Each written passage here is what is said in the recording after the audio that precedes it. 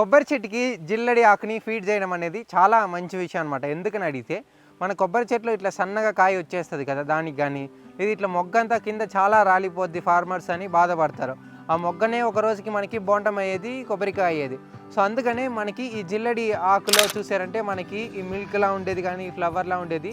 So దీంట్లో మనకి boron content అనేది ఎక్కువ ఉంటుంది. సో ఇది మనం కోకోనట్ ట్రీకి న్యాచురల్గా ఫీడ్ చేయడం వల్ల సో మనకి మొగ్గ రాలిపోకుండా ఉండడానికి, సన్నకాయ రాకుండా ఉండడానికి అంతా చాలా హెల్ప్ఫుల్గా ఉంటుంది అనమాట.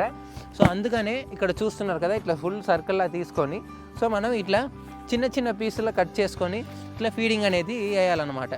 చూడండి, సో ఇట్లా ఇట్లా వేస్తున్నాం కదా.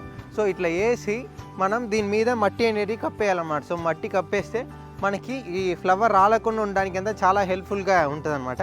సో ఇది వచ్చి చాలా న్యాచురల్ మెథడ్. లేదంటే దీన్ని నానబెట్టి ఒక 3 days తర్వాత దీన్ని తీసి చుట్టూ వాటర్ పోసేయడం కూడా చాలా మంచి విషయం అనమాట.